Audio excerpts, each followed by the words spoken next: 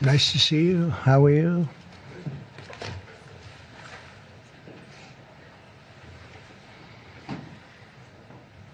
We have a lot of athletic talent and great people behind me. And they're going to do some very important things for our country. Nobody knows LT, right? LT, greatest ever. Lawrence Taylor. You look good. You could play right now, I think, LT. You only look that way. Well, I'm delighted to be here with some of the truly great sports legends of all time as we formally announce the newest members of the President's Council on Sports, Fitness, and Nutrition. This is an important step in our mission to make America healthy again. It's something that's very important, what we're doing, very important. Dating back to the administration of President Dwight D. Eisenhower, this council has championed the vigor and strength and vitality of the American people.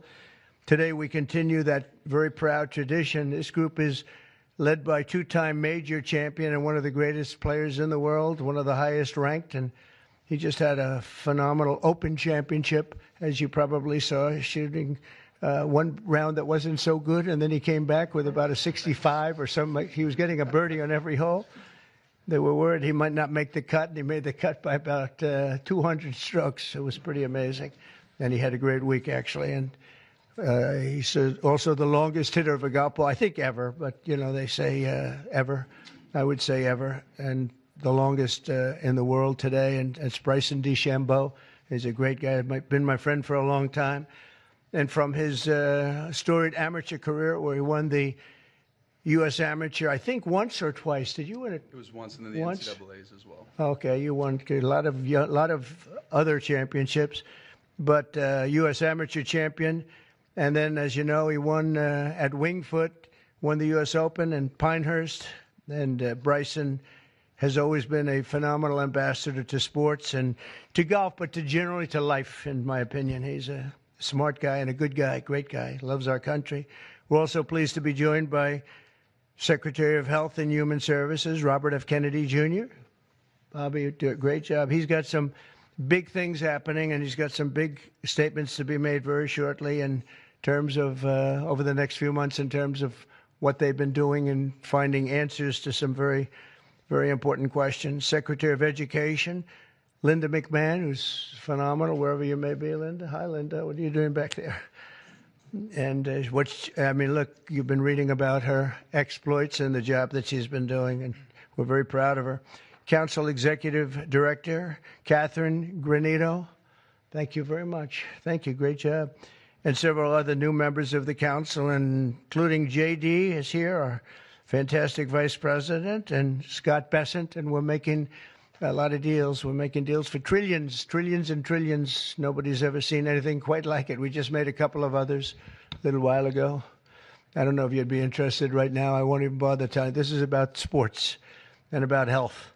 One of the best defensive players ever, I think probably acknowledged to be the greatest defensive player in the history of the NFL, a friend of mine for a long time. Too long, right, Lawrence? Lawrence Taylor, he's an incredible guy. And just been my friend a long time, haven't we? Huh? Knew him forever. One of the most accurate kickers in NFL history, a young guy still. He can kick it long. I think I guess he's considered the best there is in the business, Harrison Butker. So, Harrison, where are you, Harrison? He's a handsome guy, by the way. It's usually not my thing, but he is a good-looking sucker. One of the truly greatest golfers ever to play on the LPGA Tour. A lot of people say the greatest female player ever, and a lot of people would say just one of the best players ever. She's phenomenal. I've played a lot of golf with Annika Sorenstam, and she's amazing. Just had an incredible, storied career. Hall of Famer, easily a Hall of Famer, by the way, right at the top of the list. So it's great to have you with us, Annika, and say hello to the family.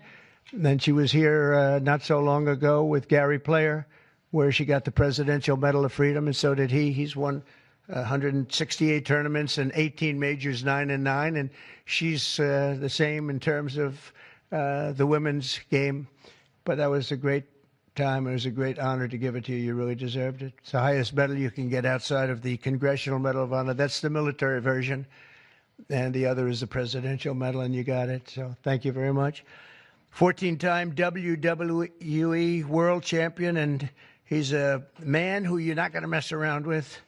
Even Bryson said, I think I'll take a pass on him, right? You're going to take. And he's another one who's been my friend for a long time. He's really an amazing athlete. Triple H. Here he is. Oh, that's still very strong. He's a strong guy. And it's great to have you. And you felt very strongly about this, about the council. 100%. Yep. Well, it's a great honor to have you. Offensive lineman, NFL, very respected, very smart. Cody Campbell. Thank you, Cody, very much. Thank you very much. In addition to the people here, we have other council members that want to just pay their respects. One of the greatest players and athletes ever. You could say when you look at records, there's probably nothing like it. Tiger and Jack. This is Jack. Tiger was here not so long ago getting the Presidential Medal of Freedom also. He's a fantastic guy. And on the council, we have Jack Nicklaus, and he sends his regards. We have Gary Player, one of the greats. Nellie Corder, who's a phenomenal young, I think you'd say great young player. Annika, right? She's a fantastic person, too. NFL icons, Tony Romo, also a great football player. Quarterback, also a great golfer. Nick Bosa, who's, you know him, he's a modern-day version of Lawrence. What do you think? He's pretty good, right, Lawrence? Pretty good. He is. Saquon Barkley was on the council. And Tua Tagovailoa, the quarterback, who is really, he's been fantastic. He's been, when he's not injured, he's great. He's got to stay healthy. But he's a great guy. NFL Commissioner Roger Goodell is on the commission. NFL Commissioner Gary Bettman. And the great one, Wayne Gretzky, is on. And a man who also received the Presidential Medal of Freedom, Mariano Rivera. And when I looked at his record, it was unbelievable. The Sandman, my wife said, why do they keep playing the Sandman when he walks in? And I said, because he just puts the batter to sleep. He was great. When you look at his record compared to second, and Raleigh Fingers was great, and he was really great. But when you look at the record, boy, Mariano had a record. I've never seen anything like it. He was so high up. The order that I'll sign today in a few moments directs the council to develop strategies to improve America's physical fitness and renew the American spirit, excellence, competitiveness, and sportsmanship. To that end, I'm pleased to announce that we're officially restoring the Presidential Fitness Test and the Presidential Fitness Award, and it's going to be a very big thing. From the late 1950s until the 2013, graduate scholars all across our country competed against each other in the Presidential Fitness Test, and it was a big deal. This was a wonderful tradition, and we're bringing it back. I think Bryson and everybody here wanted to see if we could bring that back, and it's turned out to be very popular to do. My administration's also pressing forward with the important reforms in sports and athletics, and the group behind me and the others that I mentioned and others that I've asked to join. We have many great athletes I've asked to join the council, and we're going to let some of them come in. But they're going to also be working on college football in terms of what happened. It's a mess. What happened? It's what they're doing with college football, and the fans are upset about it. And players are being taken from team after team and being traded around like playing cards. And a lot of money's passing, and nobody knows what's happening.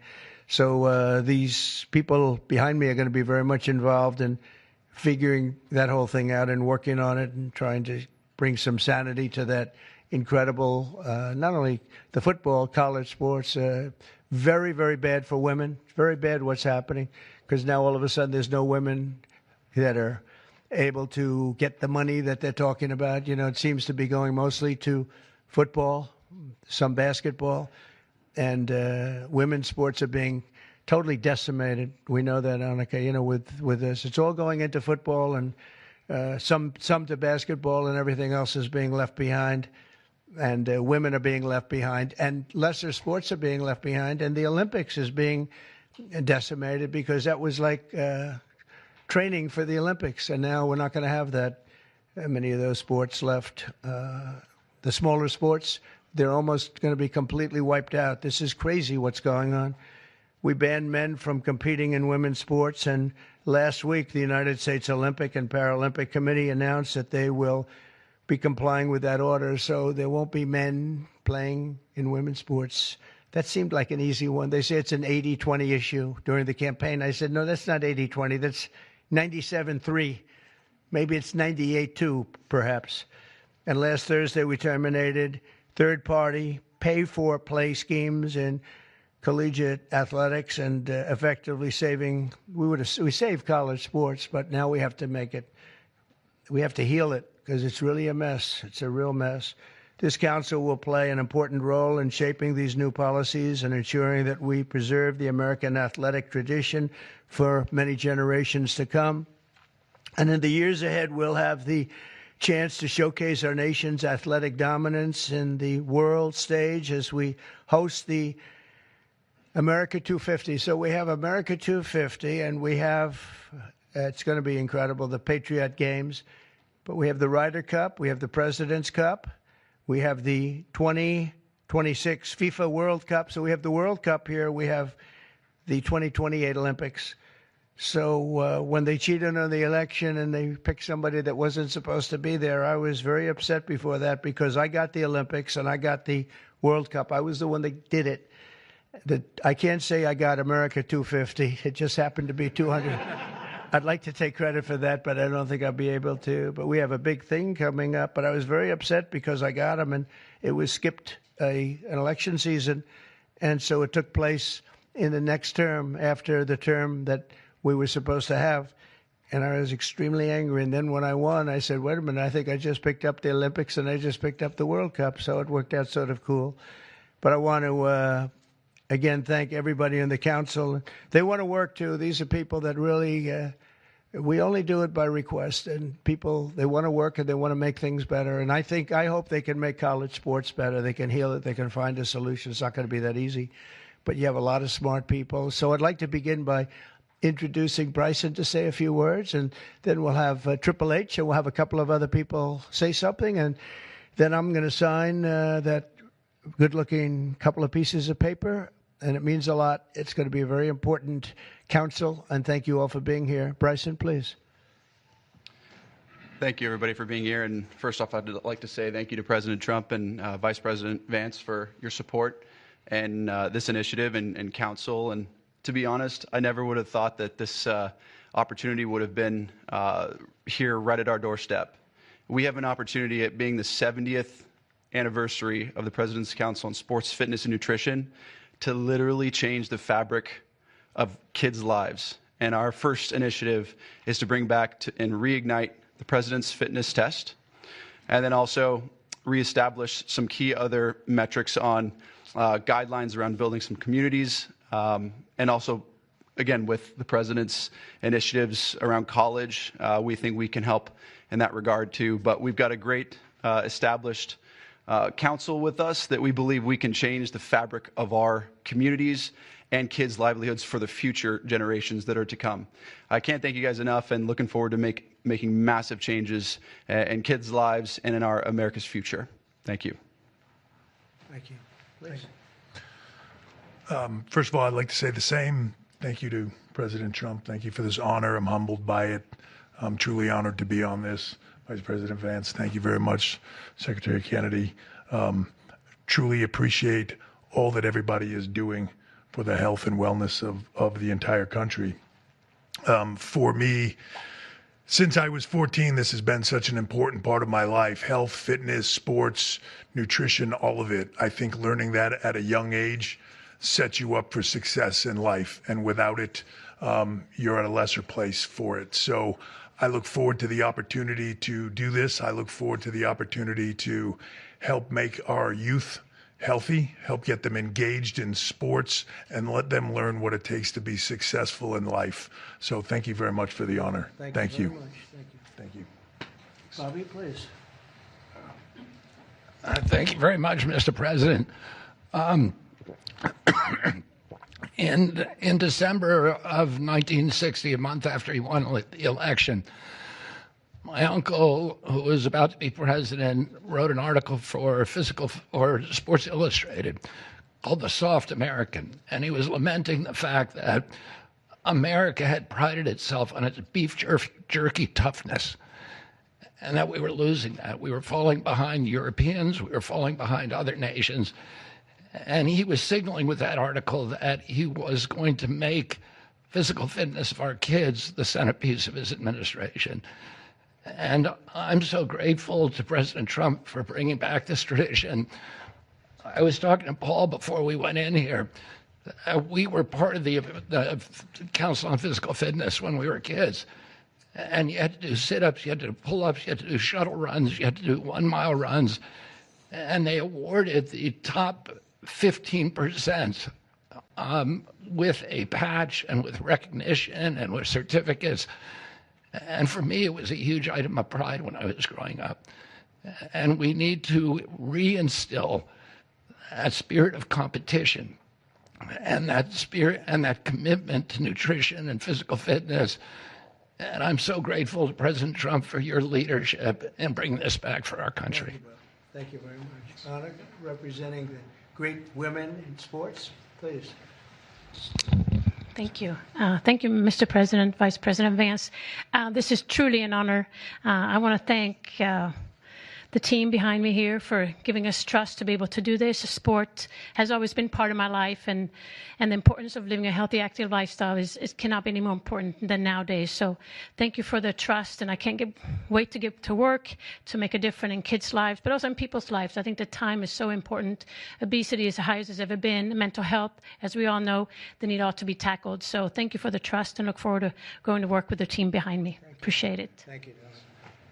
Lawrence, you want to say a few words? Come on up. Come on. He's a little shy, but once he gets going, nobody can stop. Oh, no, that don't stop.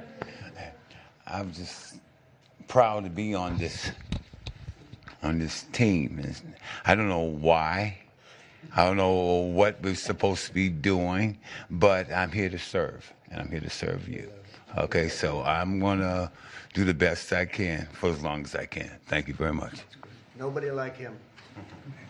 Come on, young superstar. Obviously very excited to be here. Thank you, Mr. President, for allowing me to serve on the council. Just excited to do my part to help make America healthy again, to help our youth be healthy and thrive and grow up and be great citizens of this country and be great family members and contribute to this great country. And I think you have to be strong in mind, in body, and soul. So thank you so much for allowing me to be here. Thank you. Thank you very much. JD? Okay, sure, sir.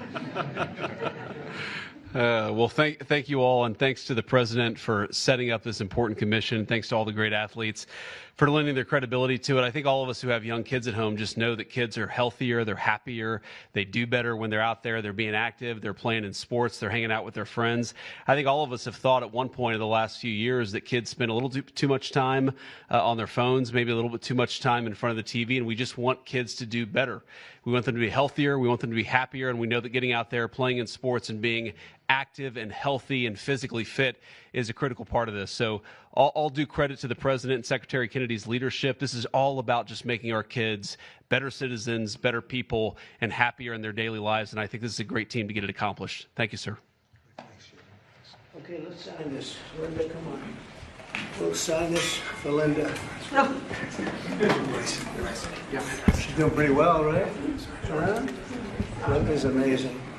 Good job.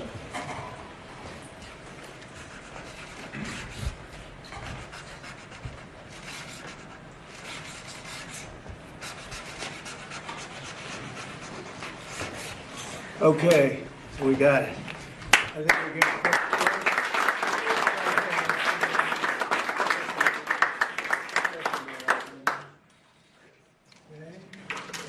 we'll pass them around, please. Okay, here you go. That's the one. Thank you. Okay. That is is not signed with an auto pen. There's no auto pen. We don't want auto pens in the White House.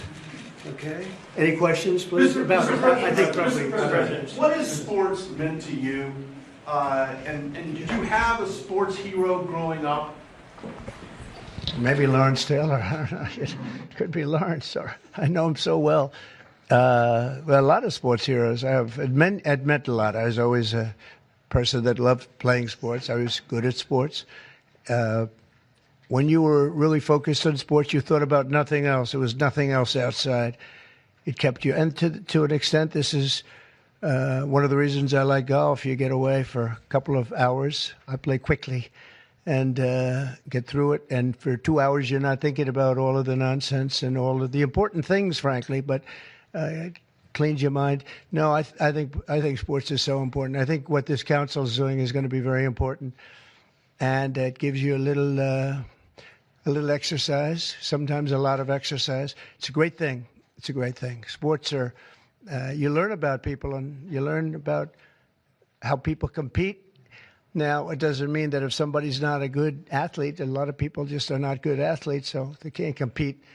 But you learn about people playing sports and playing sports with and against some. So I've always loved it. It's been very important to me. These people are, inspirations. These are the top people in their individual sports. The council itself, I mean, they have some of the greatest champions, for the most part, the greatest champions in their sport. So they really understand sports, and understanding it's very important. Thank you for the question. Yeah, please.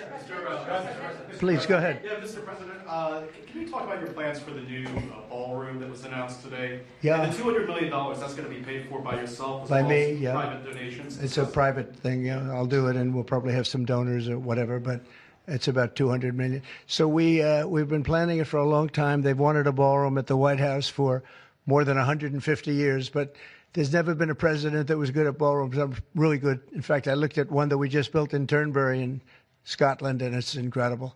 We're good at building. I'm good at building things, and we'll get it built quickly and on time. It'll be beautiful, top of the line. We've retained the best architects and engineers, everything else. It'll be built over on the east side, and it will be beautiful. It'll be views of the Washington Monument. It won't interfere with the current building. It'll be near it, but not touching it, and pays total respect to the existing building, which I'm the biggest fan of. It's my favorite. It's my favorite place. I love it. But they've wanted it, and when they have big events, you entertain the president of China or the president of any place, and you have big crowds. They've always had to get a tent. And you've probably been to some of them, Bobby. When it rains, it's a disaster. And the tent's 100 yards. That's more than a football field away from the main entrance. And people are schlopping down to the tent. It's not a pretty sight. The women with their lovely evening gowns, all of their hair all done, and they're a mess by the time they get. And they've always wanted to have it. And I said, in the first term, I said, if I get another shot at this, I'm going to do a ballroom. I was pretty busy in the first because I was running the country, and I was also fighting for survival with all of the lunatics I had to beat. But it worked out, obviously, it worked out very well because here we are. But I always said I was going to do something about the ballroom because they should have one. So we'll be leaving it. It'll be a great legacy project, and I think it'll be special. You saw some renderings of the initial. I think it'll be really beautiful. No government dollars at all. No government dollars, no. Week between this executive order, trade, Russia, Gaza, but also the family of Virginia Giuffre released a statement overnight in response to some of the comments that you made this week. You said that Jeffrey Epstein stole people from Mar-a-Lago. At the time, did you know why he was taking those young women, including Virginia? No, I didn't know. I mean, I would figure it was ABC fake news that would ask that question, one of the worst.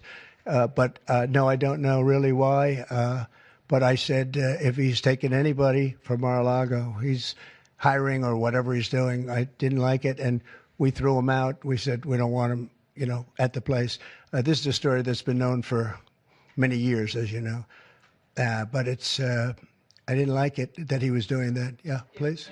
If Canada moves forward with the Palestinian state, say it again. If Canada moves forward with recognizing the Palestinian state, is that a deal breaker for you? Well, we're going to see. I didn't like what they said, but that's That's their opinion. I didn't like that.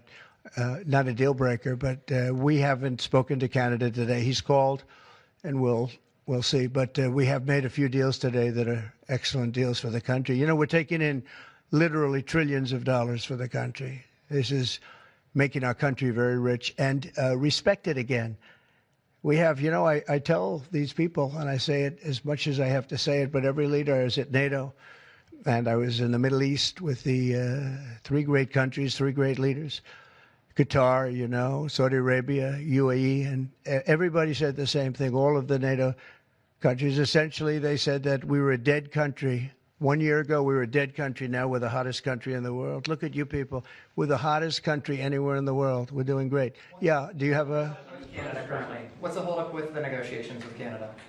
Well, they have to pay a fair rate. That's all. It's very simple. They have been charging very, very high tariffs to our farmers, some over 200%. And they've been treating our farmers very badly. They've been treating our country very badly for years. And look, we like Canada. I love Canada. I have so many friends in Canada. But they've been very poorly led. They've been very, very poorly led. And all we want is fairness for our country. That's all. You know, they want to be under the, as we call it, the Golden Dome. And I said, well, you know, you're going to have to pay for that. They want a lot of things from our country, and for years we did it. We basically protect them with our military. They spend very little money on their military, as you know.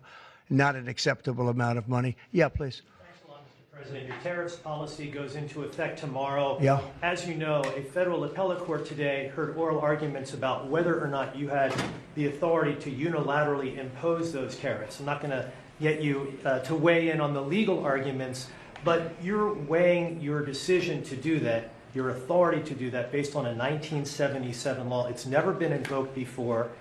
Why didn't you invoke this law? Well, we've been winning all along. I just want to ask you, why didn't you invoke this law in your first term? You could have taken in billions upon billions of dollars in your first term, but you waited until your second term. Yeah, because in my first term, I was fighting lunatics like you who were trying to do things incorrectly and inappropriately to a president that was duly elected.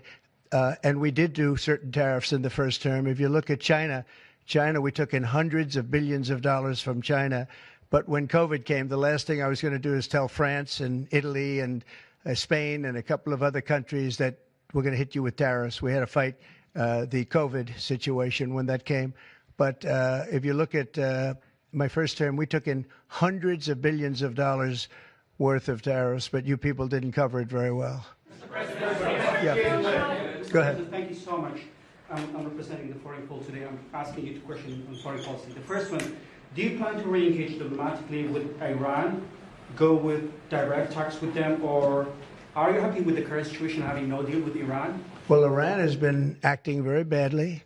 They were decimated. Their nuclear capability, that potential, which could have happened within 3 or 4 weeks, was decimated.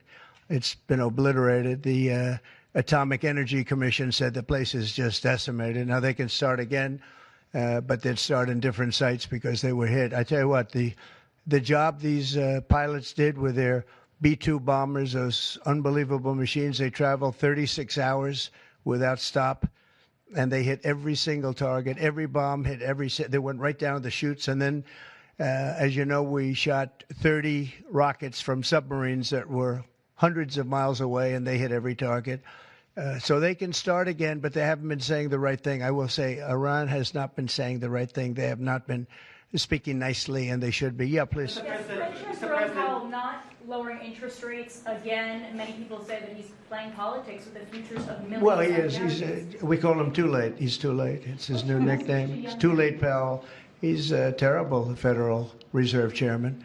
Not only that, he's building a building. He's at $2.9 billion. It's actually 3.1 if you include other areas that are essentially the same thing. Way over budget, has no idea what he's doing. And I would say he's probably good at that compared to what he does with interest rates. But, you know, we have him there, and it was a mistake. I put him in, and then Biden extended him. And Biden only extended him because he knew I couldn't stand him.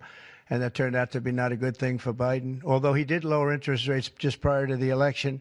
Didn't work out too well for them. But he did lower them pretty substantially just prior to the election. No, he's a political hack, not very good. He's not a smart guy, Brian. Mr. President, sports fans have been very supportive. If you go back to the original names, the Cleveland Indians, the Washington Redskins. Oh, I love that. Love the sound of that. Well, I do the Washington Redskins. I think they should do it. I told the mayor and I told people that they should bring back the name. If they bring back the name, you'll have a lot of excitement. And, I mean, Cleveland Indians, how about that? That was an original franchise, 1903 or something, 1906, an original, the Cleveland Indians. And what do? They changed the name from Indians. What's wrong with the word Indian? You know who is upset about it? The Indians are upset about it. They're upset about Redskins, too. So Redskins, I guess you'd say it was a little bit lesser of a case, but people want to see the Redskins, and the Indians want to see the Redskins back. No, I recommend it. I was asked that question the other day. The Washington Redskins, it's a fabled franchise. And now, I don't even know what the hell their last name is. What are they, Commanders or something? Is it Commanders? It's not a good name. About President Biden, sir. About President Biden, sir. May I ask you a question? Wait a minute. No, not you. You. Mr. President, Kamala Harris, as you know, is not running for governor of California. She's not going to do it. What do you see in her political future, sir? Well, she can't speak. She can't talk. She can't do an interview. I thought it was a very strange campaign that we had. But, you know, I had two of them. We were up by like this massive number of points on Biden, and they said, let's change to Kamala. Nobody knew who Kamala was. Nobody knew her last name, Harris. They said, we're going to get Vice President Harris. Everyone said, who the hell is Harris? They only knew her by the first name. But no, I thought she was a terrible candidate. Look, don't forget, she didn't really get the nomination. I mean, that whole nomination was strange. She was the first one out. You know, she took a good amount of points with her when she announced, but nobody knew her. And once they got to know her, she dropped out very shortly after she started. And she started with a pretty good, you know, she was like in second or third place. But I don't know. I mean, I wouldn't call her a skilled politician. Would you? She's also coming out with a book. Any plans to buy it? I don't know. Yeah, I think I'm going to buy it. I'd love to see it. No. I'd find it. Look, I find everything in politics interesting. I sort of enjoy politics. She wasn't a skilled person. You know, you have skilled politicians, really skilled politicians, and then you have some that aren't. And she was put in a very tough position, I think. She did have a 6-week honeymoon. They told me, the pros said, you know what, she's going to have a 6-week. And she did. She was like untouchable in terms of everybody thought great. But she didn't do any interviews or anything, which was strange. Not even friendly interviews with friendly reporters like her right there, a really friendly reporter. And you know what happened? People said, what's wrong with her? Why isn't she doing? She made a mistake. She should have done interviews. She didn't run a great campaign, but we beat Biden, and then we had to beat, nobody's beaten two. I had to beat two. That's like Dana White, the great Dana White has a fight, and he has a fighter that's getting the hell knocked out of him. They say, well, let's take him out and put somebody else in. Didn't seem fair to me at the time, but where are we? We're in the White House. So, I mean, you know, so it worked out. Very serious question here. Russia today hit Kyiv with missiles and drones. More than 100 people, kids. I think it's Russia. I think it's disgusting what they're doing. I think it's disgusting. This is Biden's war. It's not my war. But I said if I get in, I'll try and get the thing stopped. But I think what Russia's doing is very sad. A lot of Russians are dying. You have a lot of Russians. More Russians are dying. But Russians are dying. Ukrainians are dying. You know, the United States isn't really involved in that war. It shouldn't be. And by the way, I made a deal with NATO where NATO pays us for everything that we send. We send them ammunition, missiles, etc. And we're not paying anything for that war. But I will tell you this, it should be stopped. It's a disgrace. And the ones that are dying they're losing 7,000 now. It was 5,000. They're losing now 7,000 soldiers a week, Ukrainian soldiers and Russian soldiers. And they're also losing people now in the towns and cities because Putin's hitting them with rockets. No, I think it's disgraceful. You have a 10-day deadline. You imposed a 10-day deadline. Yeah, we have about 8 days. Yeah, we're going to put sanctions. I don't know that sanctions bother him. You know, they know about sanctions. I know better than anybody about sanctions and tariffs and everything else. I don't know if that has any effect, but we're going to do it. Europe is extremely upset. But this is a war that should have never happened. This is a war that wouldn't have happened if I were president. And this is Biden's war. This was a stupid war to get into. Should have never gotten into this war. Stephen Coffey's traveling to Israel. Yeah, going to Israel, and then he's going to Russia, believe it or not. Representative Marjorie Taylor Greene has said that what is occurring there is a genocide. Do you agree? Oh, it's terrible what's occurring there, yeah. It's a terrible thing. People are very hungry. You know, the United States gave $60 million for food, and it's a shame because nobody, I don't see the results of it, and we gave it to people that in theory are watching over it fairly closely. We wanted Israel to watch over it. Part of the problem is Hamas is taking the money and they're taking the food. But we gave $60 million a couple of weeks ago. Nobody said anything about it. Nobody said thank you, but I didn't need the thank you. I just wanted the people to get fed, and we're helping out financially with that situation. It's a terrible situation. So just to conclude, I want to thank everybody for being here. I want to thank you for being here. This is a great group of people, and it's a good feeling. When we first came to office, this country was really in trouble. And now we're rich as hell, and we're doing amazing things, and we really are. We're the hottest country in the world, and I like that. Thank you very much, everybody. Thank you. President, can I ask you about lighting, Mr. President? Can I ask you about lighting? Thank you, President. Witness testify, President.